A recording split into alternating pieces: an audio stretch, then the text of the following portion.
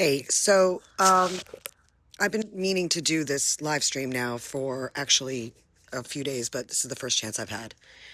And I just wanted to point out something that should be obvious, but seems to be lost in the conversation. Um,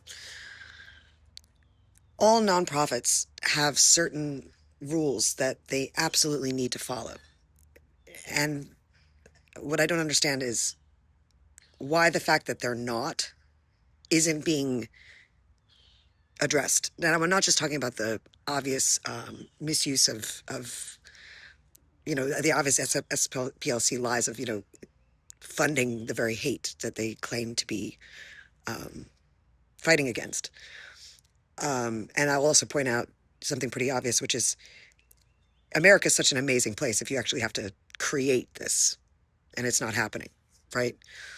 But I've been talking about the misuse of fiscal sponsorship, the misuse of nonprofits since 2020. In fact, it was my research that connected BLM Global to Sue Rosenberg and Thousand Currents. And what I find fascinating is, first of all, no one wanted to touch this. I mean, Glenn Beck did a bit of a story on it, but Tucker Carlson wouldn't touch it with a 10-foot pole. And for a while, I thought it was just because, this is what all media tends to do. And, fiscal sponsorship, when it's used rightly, is actually terrific, especially for the arts. Now, as far as I know, SPLC doesn't have a fiscal sponsorship program. They seem to have an affiliate, essentially, something called something about voting. I can't remember the name of it right now. But all of it functions as this one big racket. Now, one of the things that I find fascinating is now we can see that there's an absolute connection between Charlottesville, January 6th, SPLC, all that stuff. But what nobody seems to be talking about is how these organizations will basically fund one another. So even if SPLC doesn't have a fiscal sponsorship program, they're giving money and funding and supporting others that do. Now, even when fiscal sponsorship is run correctly, now I ran a fiscal sponsorship program for a boutique production company. Now, that means that I know how it operates. What is fiscal sponsorship? So basically, if you've got a project and you want to be able to get tax deductible donations, you can get a fiscal sponsor that will hold the 501c3 for you for your project. But that means that every check that's cut has to go to the fiscal sponsor. And every vendor that's paid comes through the fiscal sponsor. And the fiscal sponsor takes a cut off the top for administration fees, usually 10 to 15%, varies. But whatever it is that they're sponsoring has to be in keeping with their mission and with the board. Let me bring you back to 2020, when I realized that BLM Global was being fiscally sponsored by Thousand Currents. And everyone's talking about Tides. And there was even this lawsuit that was, done between Tides and BLM that, magically disappeared, which I can't help but believe really was a way of just avoiding the Thousand Currents issue. On the board of Thousand Currents was Sue Rosenberg. My research discovered this. One of the fascinating things about Sue Rosenberg is that she and her all-female terrorist organization called M19 actually did bomb at the Capitol. I don't think that's just a coincidence. The SPLC, Thousand Currents, all of these things, they have been basically utilizing our tax laws in order to fund socialist realist revolution. That's what they've been doing. Now, socialist realism is not just a aesthetic. It is not just a fine arts form in painting. It's a way of telling stories. It's a way of doing narratives. It's a way of operating in which you create a very particular ideology for total control. And I've been talking about this for the longest time, and I'm really glad to see people are saying this now. But I don't understand why the very tax laws that are developed for nonprofits are not being used to stop nonprofits from encouraging violence and breaching the Johnson Amendment. I don't get it. It's so simple and basic to me. I don't understand why nobody is actually using the IRS whistleblower status, which I've wanted to do, but I would need assistance in doing this, to bring this as far as I can see, this is a RICO issue. I mean, this is basically a massive racket. And it's essentially like having knowing where the train cars, or rather the train tracks are, and nobody does anything about it. If we look at the whole scope of all of this, everything related to 2020, what's going on in New York now, you name it, and everybody focusing on the individuals, yes, terrible things. I mean, people have been killed. Yes, Charlie Kirk, but also during BLM, there was a lot of death. Communities have been destroyed, and primarily the communities that they claim to be supporting. Let's take this even further. When you've got money coming from grants and money coming from SPLC, then it goes to a fiscal sponsor like Thousand Currents. Then BLM Global eventually got its nonprofit status. And what did they do? Create their own fiscal sponsorship program. It's like a pyramid scheme. This is how so many of these institutions started doing things like, oh, I don't know, supporting and helping, cut the tits off of, young girls and turning young boys into eunuchs. It's a constant, look, at its best, this is often done this way. When I was working fiscal sponsorship, a lot of it would be, kept inside like the family. Basically, you would have an organization that even could have its own 501c3 status being fiscally sponsored by another 501c3 just so they could have like that $4 million donation come in and then, take off the top from the administration. Now, is that shady? Yes. Is it illegal? No. Is it in any way kind of worth looking at to understand what's actually going on beyond this? Because fiscal sponsorship and nonprofits were created with good intentions. What I'm shocked by is the lack of awareness for this, particularly because so much of this was originating in the arts for good reason, so that you didn't have to depend on having a 501c3 yourself and not having to deal with getting grants, that you could actually create something and make it and have that project be supported in similar ways that a larger institution that could, file for 501c3 status, file for nonprofit status, get a board going, have all that stuff. But we keep getting caught up in what seems to be the partisanship of it. Now, that is textbook socialist realism. The way socialist realism operates is a technology and an epistemology of total control. It is not simply an aesthetic. It's not just clean lines, happy workers. It's James Lindsay actually in his recent podcast talked a little bit about the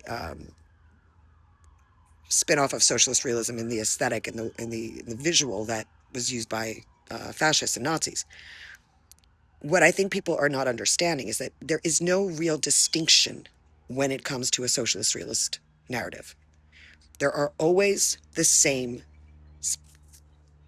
architecture. And I've said before that I've discovered that this architecture is built into algorithms, it's built into AI. I have been trying so hard to dismantle this and to actually create an ethical AI that is not created with socialist realist architecture, because it spreads into everything. So I'm going to name again what these pillars are. You can think of it as, this is actually the matrix, and it doesn't exist. It's not real. So it creates like this false, excuse me for using a Jewish term, tabernacle, or a biblical term. It's a false illusion of something that seems like reality, but it's not. And if you imagine it as four pillars, like posts, right? With a fake, thing above you, right? The first one is in Russian is partenyost, or party spirit. Partisanship, like intense partisanship. In Chinese and New Mandarin, it's called Dongjing, Dangxing. Party nature. What Mao basically did was took like the way of man, the nature of man, pulled out the root radical word for heart and created this word.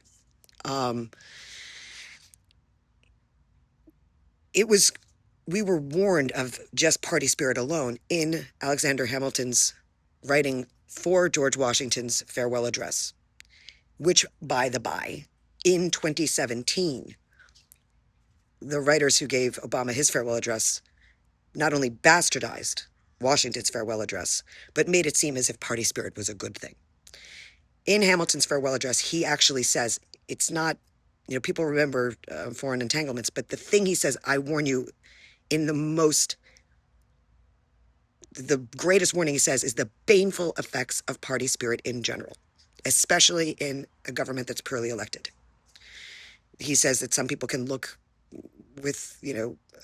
aside of it when there's a monarch, because it can be said that it helps, create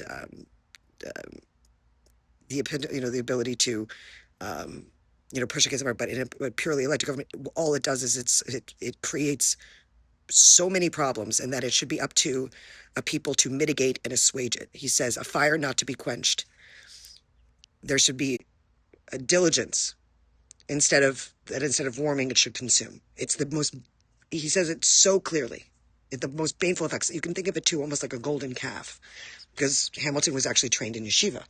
So his basis for this is rooted in Torah. So you can think of it like a golden calf, or a false temple, or what the Maccabees were fighting against during when they were fighting against Hellenism during the holiday of Hanukkah. What becomes the holiday of Hanukkah and the celebration of light. So that's one pillar: party spirit, party nature. The next pillar, so that's partenos. The next one is ideanost, or ideological content. So everything becomes ideological. Everything follows an ideology that is determined by who? The party. And there's nothing above the party. Something to keep in mind, even bad kings knew the divine. I'm not encouraging monarchy, but this means that there is nothing, once you have party spirit, there is nothing above it. The party becomes God, okay? Or the highest priest class. Ideanos, ideological content, determined by party. Think of this as the way woke unfolded, because all woke is socialist realism. That's what it is. And this was created by writers, not painters. Writers. And I can go get a book in a moment, and I will, to read you a little bit about the history of this. The third pillar, nardinost, orientation toward the masses. That everything has to be understood by the folks, the people, the masses. It's not truth. It's what is most palatable. It's lowering a standard. It's essentially what Stalin was really good at, was reducing everything to a level of mediocrity, then sustaining it there. That's what he did. That's what he wanted to do. That was what he was doing. If you look at the history of Stalin, that's precisely what he was doing. And by the way, he was a poet, just like Mao. And the writers like, and I'm a writer, I'm a poet, so I'm trying to clue you guys in on this stuff, because there's no one talking about the fact that the arts are not just an aesthetic. They are not simply what you look at in a painting, or as simple as propaganda. It's actually, I would describe it as, it's a dark magic. It creates an entire illusionary system. So we've got party spirit, partenost, ideanost, ideological content, nardinost, orientation toward the masses. And then the fourth pillar is klassavost, class consciousness. Now these all function together simultaneously. Now let me grab a book for you all. Excuse me for wobbling here. Now why am I bringing this up when it comes to the SPLC? Because what happens then, and a sociologist named Albert Bergenson wrote this exquisite paper called The Political Witch Hunt Ritual, in which he explains how the corporate state will periodically renew itself by manufacturing deviants. What does that mean? In order to maintain its own sense of control, that it can renew itself, it will determine and decide that something is deviant. For example, whiteness, we saw, normativity, the unvaccinated, right? We saw this happen. Now, the way socialist realism plays a part in this is that it will make it appear, what's so brilliant and evil about it is that it makes it appear as if socialist realism is in fact, and the political witch hunt ritual are in fact culture. They are not. So we see now with the SPLC, who did this brilliantly, and look what the aftermath was. They created artifice. They created this theatric illusion that was in every way, it was basically a sacrifice ritual. And people don't understand the power of ritual. And also Bergenson said that politics doesn't show ritual. It creates it. It doesn't show truth. It manufactures it. So here's a book called Art Under Stalin. It's very, very difficult to find anything about this, but I want to read to you a very particular portion. This, by the way, here's Maxine. I've been asking for help keeping her well, so you can see, a little bit of stuff coming out of her nose now. I'm trying. So I'll say again, if you like my work, I would appreciate, that tip jar up there. But anyhow, okay. Here's an interesting part. So this is a section called the Stalin Cult. In 1947, John Steinbeck visited the Soviet Union and wrote in his diary, "Everything in the Soviet Union takes place under the fixed stare of the plaster, bronze, drawn, or embroidered eye of Stalin." His portrait doesn't just hang in every museum, but in a museum's every room. Statues of him dignify the facade of every public... Oh, Maxine's licking me. Facade of every public building. His busts stand in front of all airports, railway, and bus stations. A bust of Stalin stands in every classroom, and often his portrait hangs directly opposite. In parks, he sits on plaster benches and discusses something other with Lenin. In schools, children embroider his portrait. In shops, they sell millions upon millions of images of him. And in every home, there's at least one portrait of him. Without a doubt, one of the greatest industries in the Soviet Union is the drawing and casting, embroidering and forging of images of Stalin. He is everywhere. He sees everything. We doubt whether Caesar Augustus enjoyed during his life the prestige, the worship of the godlike power over the people of which Stalin disposes. End quote. That was John Steinbeck. Now, let me explain. So, yes, in one thing, we have images, you can see like what they look like in images and stuff like that, but that's not what we're actually talking about here. It's something far, far more dangerous. So, here. We're talking about, in this section, it's called the party line and theory, all right? So, Socialist Realism, the party line. Socialist Realism did not just emerge fully armed like some Minerva. It's theory. Now, understand, when we hear about theory, like critical theory, prior to theory, there was study. So we would have postmodern study, art history, and study. Theory in the 90s started taking over everything. That all critical theory is socialist realism. That's what it is. Period. And once you see it, you can't unsee it. So the dancing nurses, for example. And let me do a quick side note and say, until 2012, there was a firewall to protect Americans from this. It was actually the Smith-Mundt Act that was passed in 1948. In 2012, that firewall under Obama came down. So I worked at CNN as the project manager for the Strategic Integration Group in 2008. We were lying about a forest fire, and I left because we were, and it was for crony reasons. One of the potential advertisers liked a documentary we were doing. We were wining and dining them. So on this Anderson Cooper documentary, we pushed the San Diego forest fire and plugged Planet in Peril to appease an advertiser. Imagine this now post-2012, what happened during COVID with Pfizer. It was like amplified, to the nines. So when we don't understand this stuff and we think that everything is, that the arts are separate from science or politics, art should be separate from politics. But if you don't understand what's actually going on and the way that they're intertwined, we can't fight it. So here's what it says. Socialist realism did not emerge fully armed like some Minerva. Its theory was elaborated progressively throughout the 1930s.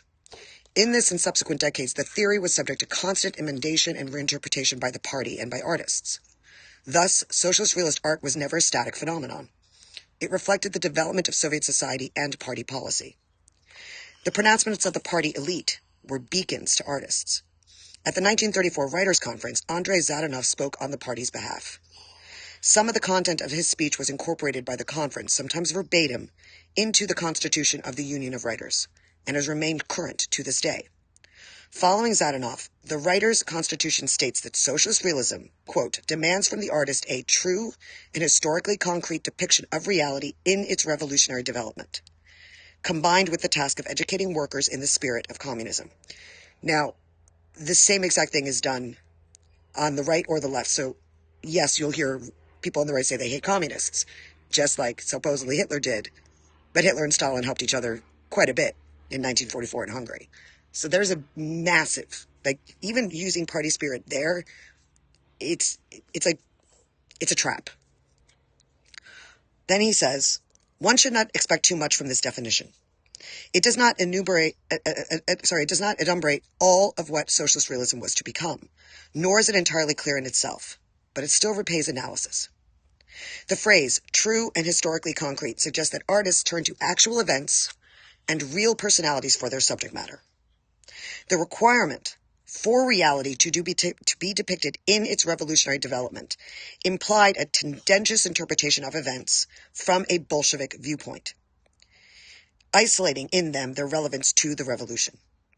From this later stipulation stemmed a particular trait of socialist realism, its obligatory optimism. The equation was simple. Everything was to be depicted from the point of view of the Bolshevik Revolution. The Bolshevik Revolution was an unambiguously good thing and promised a glorious future. Therefore, an event portrayed from this point of view should be an optimistic image. As Zadanov put in his speech, Soviet literature must be able to show our heroes, must be able to glimpse our tomorrow. The second part of the definition is self-explanatory and equates art with party propaganda. What emerges is an art which focuses on real people and events, which sees them in the light of the revolution, which is optimistic and devoted to the party line. Sounds like the SPLC to me. Exactly. At the same 1934 Writers' Conference, Zadanov offered up a Goebbels-esque phrase of Stalin's, describing the writer as the engineer of human souls. The artist was to instill the communist ideal into the Soviet consciousness and to convince the people of the value of that ideal, whatever the reality. Socialist realism theory. The theory of socialist realism elaborated during the 1930s sought intellectual roots. This search led to the publication of a number of books in the second half of the decade. Marx and Engels on Art, 1937, Lenin in Culture and Art, 1938, Gorky on Art, 1940. Notice these were written after these people were no longer around. So they recreate history. Sound familiar? A precedent for socialist realism was discovered in Engels' requirement for a tendentious art, devoted to the workers' cause. Forebears were discovered in the optimistic fiction of Maxim Gorky. His novel Mother, 1906, was deemed a particular exemplum. Gorky himself had quite a lot to say about socialist realism.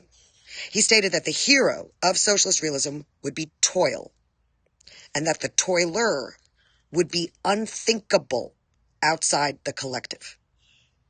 Individualism he called bankrupt, decrepit, and mercilessly zoological. Like Zadanov, he required artists to look at the present day from the point of view of an assured glorious future, from the height of the great goals of the future. Most famously, he asserted that the artist should be both midwife and gravedigger, that he should bury everything harmful to people, harmful even when they like it. In other words, the artist was called upon not only to create a new art, but to exterminate the pernicious elements of the old. Above all, the party aestheticians turned to Lenin's published thoughts and writings, and there they found the perfect embryo of the new art of the Stalin era.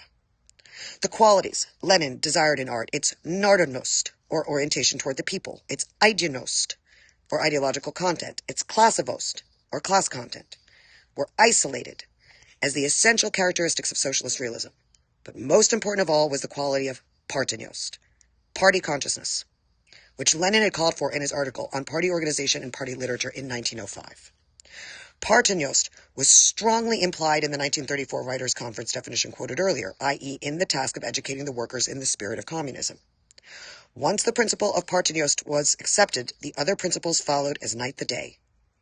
For was not the party the representative of the people's interests, the purveyor of ideology, and the leader of the class struggle?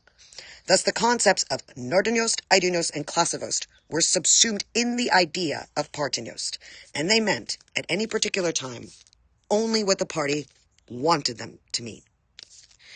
So, let's keep this in mind for a moment, and let's look a little bit deeper into what they call the Great Narrative. So, the Great Narrative and the Great Leap Forward share a very, very similar fingerprint, particularly in also how it targets gender relations. One of the sad truths is that before, one of the things that we're seeing happening with men and women is that women were in fact targeted, and a lot of people don't know this. A woman shot Lenin.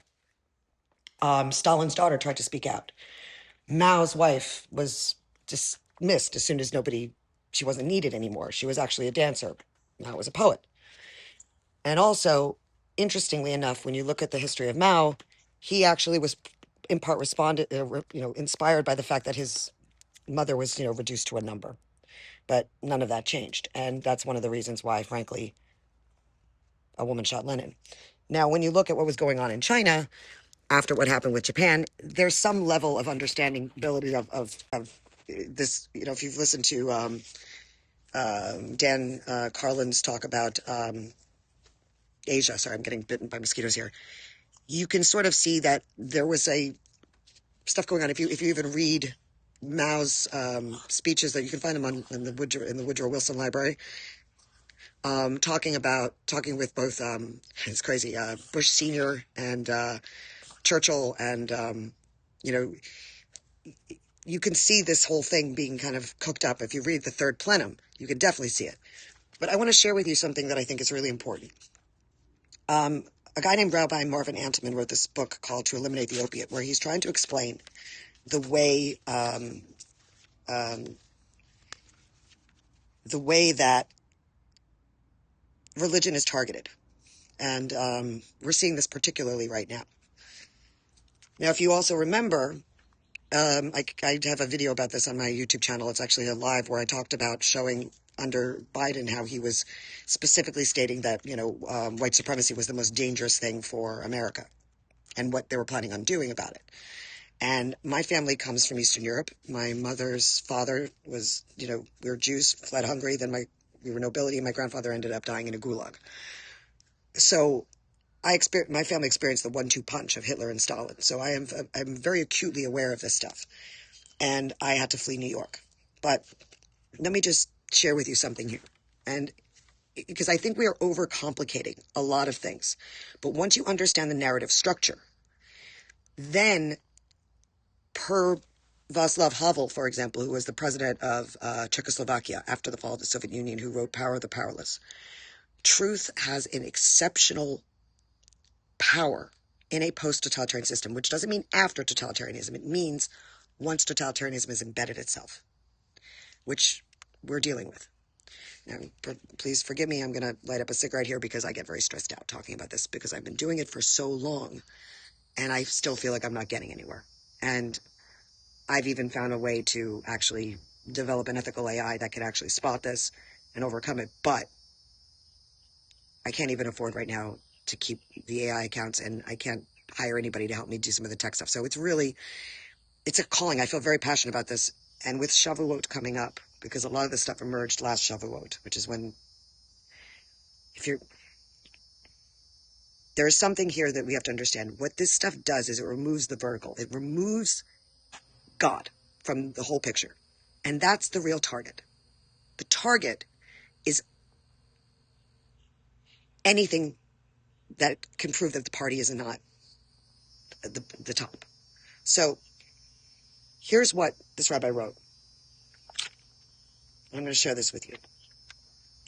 Contrary to popular opinion, Karl Marx did not originate the Communist Manifesto. He was paid for his services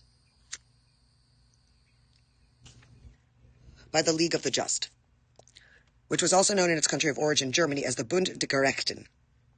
The Bund, which existed as a secret society, was later to become known as the International Communist Party. The actual origin of this Bund seems to be lost in obscurity, but it is believed by many political scientists who have been influenced largely by another secret organization, the Illuminati, the brainchild of a Bavarian intellectual named Adam Weishaupt, who is believed to have been an ex-Jesuit. The Illuminati was founded on May 1st, 1776. And it is for this reason that many scholars believe that May Day has achieved prominent status in Marxist-Leninist organizations and other socialist communist coalition groups around the world. When Weishaupt first conceived of a new social order in the world, he was guided by the model of the Republic by Plato, 428 to 347 BCE. Weishaupt was professor of canon law in Ingolstadt, Bavaria. The Illuminati was known in Germany as the Perfektbilsten and had its parallels with Plato's Republic. Just as Plato provided for three classes of people in his Republic, so too did the Illuminati. Its highest class was a mystery class, which comprised of grades of membership consisting of priest, regent, magus, and king. They were like Plato's rulers. One thing is certain. When Weishaupt died in 1830, the roots of the Communist Party were well established. The party was secretly dominated by some of the most prominent men in German society, and its most influential chapters extended into France and Belgium. To understand communism, it is well to study Plato's Republic. Plato's three classes consist of ruling, working, and military. Plato called for the complete elimination of marriage and of family, so that all women would belong to all men, and all men would belong to all women. Children born from promiscuous unions would be raised anonymously by the state. The state would eliminate all defectives. Actually, Plato's Republic is nothing more than a crystallization of the worst aspects of Hellenism. Judaism had victoriously fought Hellenism in a life-and-death struggle within 200 years of Plato's death. It was the battle of the Maccabees that Jews fought for their convictions of basic morality, as well as for their freedom of religion. In the modern Communist Party, the three classes still exist. However, the general public tends to think of communism as an order catering to the working class. Excuse me, I've got to light some fire here to keep these midges away. There we go. If you see some smoke, I'm not dying. It's just a torch over there. In the modern Communist Party, these three classes still exist. However, the general public tends to think of communism as an order catering to the working class, and do not realize that the very powerful men, wealthy men living in free societies of the world today are its kings and priests. They secretly manipulate and control most communist governments and Marxist-Leninist activities throughout the world. These powerful people conceive of themselves as masterminds and rulers of a new world order. Now, I'm going to jump ahead here and say, what we shall demonstrate is that these born Jews and their predecessors have attempted to destroy the basic universal morality that Judaism holds sacred, as well as its religious practices. It was their antecedents who had laid a vicious foundation to annihilate Judaism, and they are continuing the process today. Again, following the political radicalism of Plato, the new social order schemed by masterminds could only be realized by three types of revolution. 1, economic. 2, political. 3, religious. So it was that, and the clandestine meetings of the Bund der Gerechten, which took place in the early part of the 19th century, that schemes were effectuated for economic, political, and religious revolutions. It was Karl Marx who was only expressing and articulating communism's Hellenistic ideology when he said that religion is the opiate of the masses, opiate of the people. The world has seen and has come to appreciate that political and economic revolution entails, as in Bolshevik Revolution, the People's Republic of China, Castro's Cuba, Allen's Marx's confiscation of industry by the state of Chile. The world, however, is not too familiar with the religious revolution, and this has been the most carefully guarded by the communist hierarchy. It is among our objectives to focus on the religious revolution, and especially the aspects of this religious revolution with regard to Judaism. I welcome analogous studies of other faiths.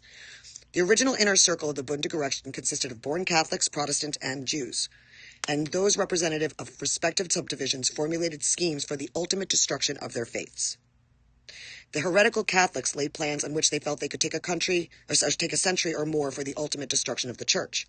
The apostate Jews for the ultimate destruction of the Jewish religion.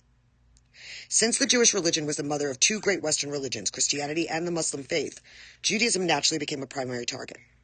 The brilliant communist leaders knew that perceived that it was Judaism that still infused and permeated a spirituality into those other religions, even though the religion was despised by many of the leaders of the daughter religions. So it would not seem strange that the compulsive hatred for the Jewish religion was manifested throughout the rise of world communism. It was Karl Marx, 1818 to 1883, who was born Jewish and whose family converted to Christianity when he was 6, who wrote a book, A World Without Jews. Karl Marx helped promote the anti-Semitism in the United States. In his reports from Europe for Horace Greeley's New York Tribune, Marx wrote, "Thus we find every tyrant backed by a Jew." So, he goes on and explains what's been going on. And he also was paramount in excommunicating some of these Jews. And I highly recommend his work, Rabbi Marvin Antelman. But what's my point here? We're not addressing the ADL. We're not addressing the SPLC. We're not addressing what actually is going on, why they do what they do. Everyone is saying that they're motivated by economic reasons. Well, no, it's a nonprofit. Everyone's saying it's not about transparency. No, there is transparency. You know who the donors are. You have to, because it's a 501c3. when it goes through fiscal sponsorship, you know who's donating to what and who's getting the funds off. Transparency, isn't it? It's not even to say that it's anti-activism. That doesn't help us either. What we need to see is what these all share in common. They all share in common a goal to manufacture deviance, to create the environment for this political witch hunt ritual, to execute it, and basically bring about what is essentially theater of sacrifice. It's sacrificial, whether it's, think about it this way, carbon debt. Well, you're made of carbon, and so am I. The flower wars under the Aztecs. People's bodies were thrown in as sacrifice to the gods. And honestly, this is something a lot of people don't understand. Theater is the oldest form, and it emerged alongside the death mask and alongside of ritual killing and deicide. Because what deicide used to be was that a human being would play the part of a god and then would be ritually slaughtered. And this continued until Exodus. It was a lot of, in many cases, you can think of it this way, even in Greek theater, the end of human sacrifice. A lot of people were speaking Greek and praying in Hebrew. Hebrew was not a conversational language. It was a biblical language. Biblical Hebrew is much more complicated and much more nuanced and has a depth to it that a lot of people don't understand and don't realize. Like each single word, each letter is a living, breathing thing. So when you see this stuff, that it's not just anti-Semitic, I think that's even the wrong word. It's anti-God, it's anti-Torah, it's anti-Bible, it's anti-anything above the party. And that is precisely what the SPLC was doing. That is precisely even what the ADL is doing. It's what Thousand Currents is doing. It's what so many are doing. And we keep biting the bait of making this partisan. We keep biting the bait, demanding transparency. Well, you're not going to ask for transparency so that you can see the person stabbing you in the face. You just want the person to stop stabbing you in the face, or your loved ones. So this is what I'm encouraging people to understand, that we are watching spectacle. There's another remarkable text I would like to share with you guys. It's from a book titled Art in the Age of Artifice by J.F. Martel. The reason I'm saying this is that we keep looking at this stuff through the lens of politics, through economics, and we're not recognizing that when you're dealing with the arts, with writers, and the reason it used to be called colleges of arts and sciences, art and science are not separate things. STEM is bonkers. You can't sit there and think to yourself, like if you look at physics, you look at this misnomer of a right hemisphere not being a place where you have intellect or I can't find it right now, and I'm not going to be able to turn the light. I'm just going to say to you, look, art and science share one sacred duty: to witness what is true. To say that once we understand this, once we as individuals, when we don't need the masses, we don't need that. We don't need a huge movement of people. Yes, I understand what's going on in politics as well, what's happening in Virginia and all that, but in many ways it's a distraction. Because what Václav Havel taught and showed, and a lot of people don't even realize this, it wasn't politics or economics that led to the fall of the Soviet Union. It was actually a music group, not even very good, but they were okay. It was called the Plastic People of the Universe. And when people suddenly realized they were being censored too, the people in Czechoslovakia recognized this is a problem. Very similar to what motivated Elon Musk to buy Twitter. And truth is powerful. And the good news is, there's multiple ways for us to combat this, but one of the things I will say from my experience with working with models and using an artful approach and a ritual approach and poetic logic combined with math, what I have found is that truth exists. Truth exists, and it's in patterns. And learning through patterns, that's not just prediction. There's something much more going on, and it's relational. So I'm going to say again, make memory a blessing. Zahor. Zahor in Hebrew means remember, but not remember as file or cash. It's covenantal. Remember. So don't let what's going on with the SPLC just become So see, this is my little angel here. We got to keep her alive. If you can, please, if you can actually send any help, I would be very, very grateful. I'm sorry. I'm not trying to. Anyway, she's so sweet. What I'm saying is that we can, through truth, standing for story, art, good art, real art, not artifice, and not just biting the bait for every single production created by the political witch hunt ritual, because that's not journalism. That's just more control. And I write about this quite a bit at ooana.com. Please check it out, and let's talk more about this. And please pray for my little Maxine here. See you there. That is you. Oh, yeah, she's got, a little bit of book. I mean, we're working on it. We're working on it. Holistic stuff. But it's not cheap, and it's, yeah. Anyway, thank you for joining me, Maxine. Thank you for joining me. And if you have any questions, you can reach out to me anytime. My DMs are open, and I am always looking to speak more about this. And anyone out there who's working in AI, I'd really love to talk to you, because I've got something real here that we can actually use to fight back. And as I've said before, when we win, they will never be able to do this again. So keep going. And God bless the United States. God bless you. And make memory a blessing. Thanks. Oh, and you can also read my stuff at mona.substack.com, Artful Veritas. Thanks.